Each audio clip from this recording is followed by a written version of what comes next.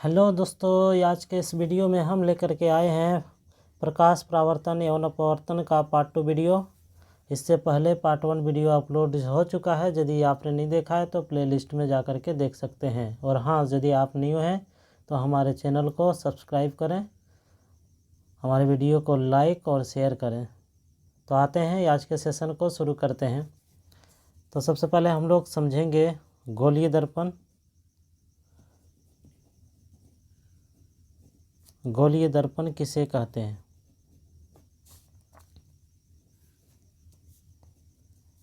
वह दर्पण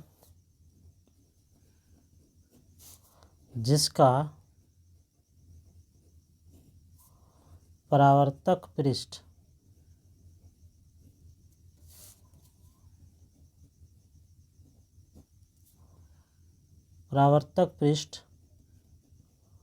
गोल होता है उसे गोलीय दर्पण कहते हैं।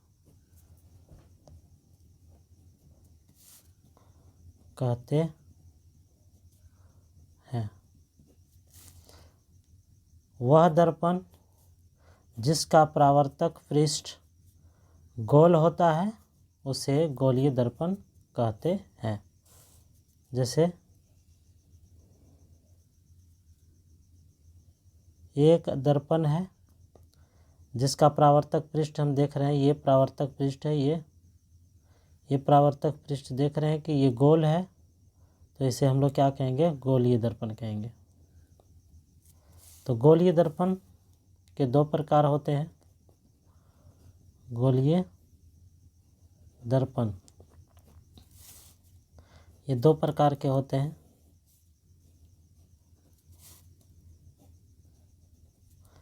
एक होता है अवतल दर्पण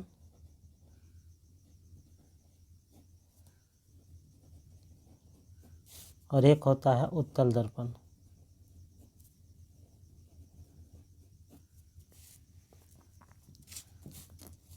चलिए हम लोग दोनों को बारी बारी से समझते हैं।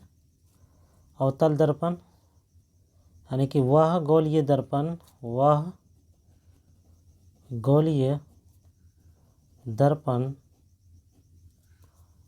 जिसका परावर्तक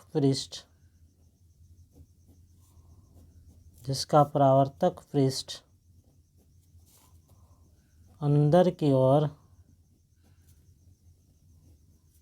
अंदर की ओर धसी होती है उसे अवतल दर्पण कहते हैं। वह गोलीय दर्पण जिसका परावर्तक पृष्ठ अंदर की ओर धसी होती है उसे गोलीय दर्पण कहते हैं। यानी कि ये एक गोलीय दर्पण का भाग है। हम देख रहे हैं कि इसका परावर्तक पृष्ठ ये वाली पृष्ठ जो देख रहे हैं वो अंदर की ओर धसी है। वह गोलीय दर्पण जिसका परावर्तक पृष्ठ क्या है? अंदर की ओर धसी हुई है। तो देख रहे हैं ये वाली जो है, ये चिकनी सतह जो है, ये चिकनी सतह जो है इसी को परावर्तक पृष्ठ बोलते हैं। और ये वाली जो सतह है, ये चिकनी सतह देख रहे हैं कि अंदर की ओर धसी हुई है, तो इसे हम लोग क्या बोलेंगे? अवतल दर्पण बोलेंगे। तो आते हैं हम लोग समझते हैं उत्तल दर्पण को।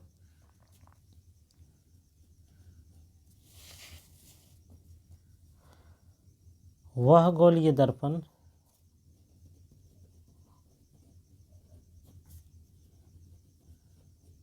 जिसका परावर्तक पृष्ठ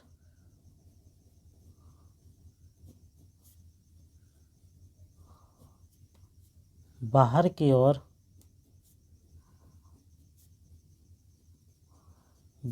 ओर उभरी होती है उसे उत्तल दर्पण कहते हैं। जैसे कि ये वाली है, देख रहे हैं, इसकी ये परावर्तक पृष्ठ, ये वाली जो चिकनी सतह है, ये वाली जो कि बाहर की ओर उभरी हुई है, तो इसे हम लोग उत्तल दर्पण कहेंगे। वह गोलीय दर्पण जिसका परावर्तक पृष्ठ यानी चिकनी सतह बाहर की ओर उभरी हुई है, ये बाहर की ओर उभरी हुई है, तो इसे हम लोग क्या कहेंगे? उत्तल दर्पण कहेंगे।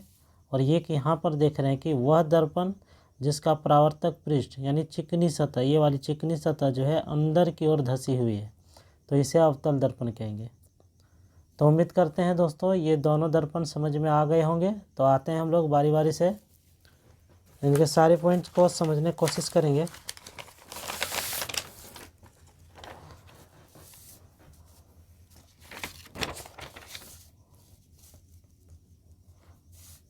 तो आते हैं हम लोग ध्रुव को समझते हैं। ध्रुव किसे कहते हैं?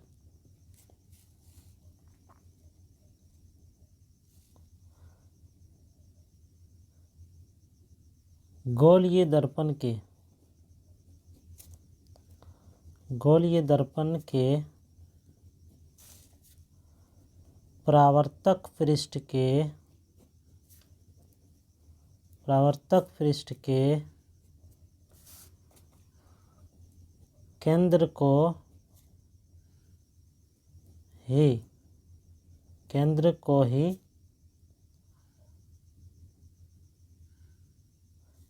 ही ध्रुव कहते हैं।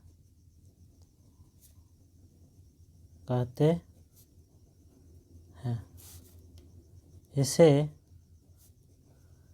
P द्वारा सूचित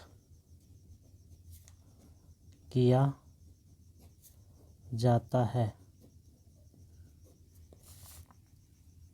यानी गोलीय दर्पण का जो परावर्तक पृष्ठ होता है उसके केंद्र को ध्रुव कहते हैं। इसे P द्वारा दर्शाते हैं। जैसे कि मान लीजिए हम यहाँ लेते हैं, ये एक अवतल दर्पण हो गया। अवतल दर्पण का परावर्तक पृष्ठ अंदर की ओर धसी हुई है, तो यहाँ पर जो इसका परावर्तक पृष्ठ ये वाली है, इसके केंद्र को ये वाली, इसी को क्या बोलेंगे? ध्रुव बोलेंगे। इसे P द्वारा दर्शाते हैं। चलिए उत्तल दर्पण में देख लेते हैं। ये है आपका उत्तल दर्पण जिसका परावर्तक पृष्ठ हम लोग देख रहे हैं कि बाहर की ओर उभरी हुई है। ये परावर्तक पृष्ठ है, बाहर की ओर उभरी हुई है, और इसी के केंद्र को ही ध्रुव कहते हैं। ये वाले, इसे P द्वारा दर्शाते हैं। अब आते हैं हम लोग वक्रता केंद्र के बारे में समझते हैं। वक्रता केंद्र किसे कहते हैं?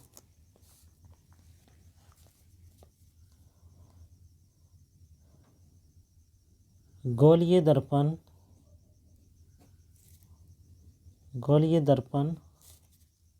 एक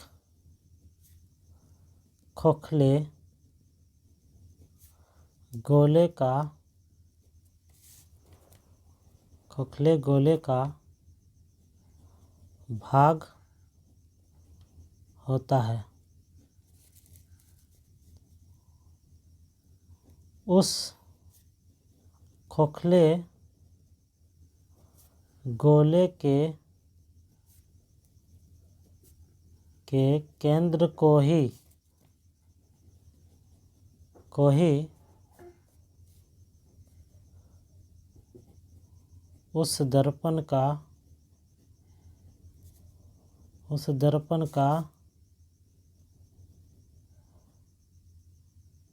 वक्रता केंद्र कहलाता है।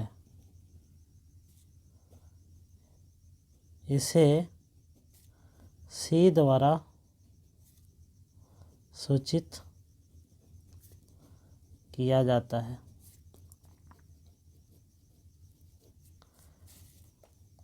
गोलीय दर्पण एक खोखले गोले का भाग होता है। उस खोखले गोले के केंद्र को ही उस दर्पण का वक्रता केंद्र कहते हैं या कहलाता है। इसे सी द्वारा सूचित किया जाता है। जैसे कि मान लीजिए ये आपका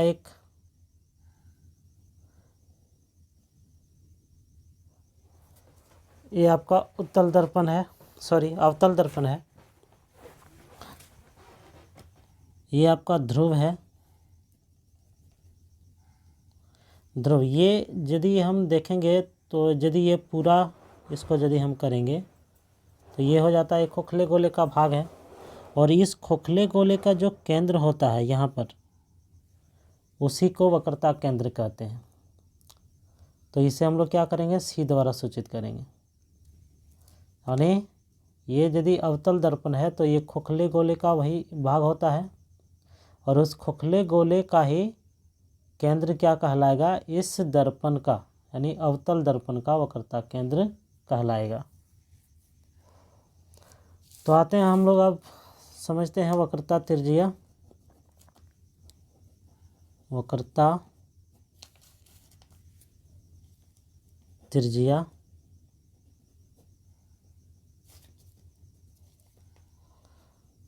ध्रुव तथा वक्रता केंद्र के बीच की दूरी को वक्रता त्रिज्या कहते हैं। इसे कैपिटल आर द्वारा सूचित किया जाता है। यानी कि एक आपका हो गया अवतल दर्पण, इसे कहते हैं पी यानी ध्रुव, और ये हो गया आपका वक्रता केंद्र। तो डिफिनेशन क्या कहता है कि ध्रुव तथा वक्रता केंद्र के बीच की दूरी को वक्रता त्रिज्या कहते हैं। यानी ये ध्रुव है और ये वक्रता केंद्र है, इसके बीच की दूरी को, इस दूरी को क्या बोलेंगे, वक्रता त्रिज्या कहेंगे। इसे आर द्वारा सूचित करते हैं।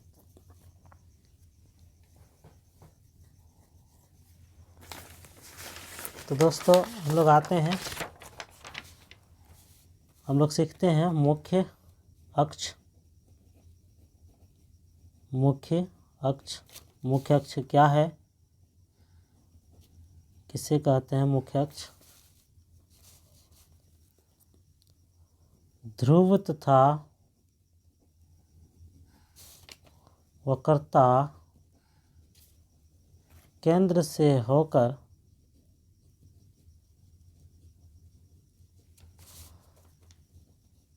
गुजरने वाली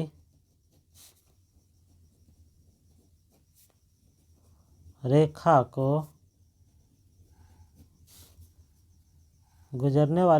को मुख्य अक्ष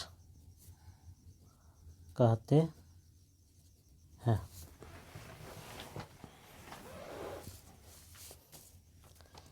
यह आपका अवतल दर्पण हो गया, यह आपका ध्रुव हो गया, ये वक्रता केंद्र हो गया। तो ध्रुव तथा वक्रता केंद्र, यानी ध्रुव तथा वक्रता केंद्र से होकर के जाने कहते हैं। ये आपका ध्रुव हो गया, ये वक्रता केंद्र हो गया। इधर से होकर के जो रेखा जाती है, जो रेखा गुजरती है, उसे हम लोग मुख्य अक्ष कहते हैं। तो ये हो गया आपका मुख्य अक्ष। हम लोग उत्तल दर्पण में भी इसको समझ सकते हैं कि ये उत्तल दर्पण है, ये आपका P है और इसका यहाँ पर इस साइड में वक्रता केंद्र होगा। और P तथा केंद्र से होकर के गुजरने वाली जो रेखा होती है उसे ही हम लोग क्या कहते हैं,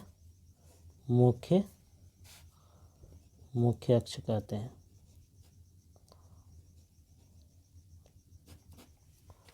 तो दोस्तों, हमारा वीडियो यदि अच्छा लगा हो तो हमारे चैनल को सब्सक्राइब करें, वीडियो को लाइक और शेयर करें। धन्यवाद।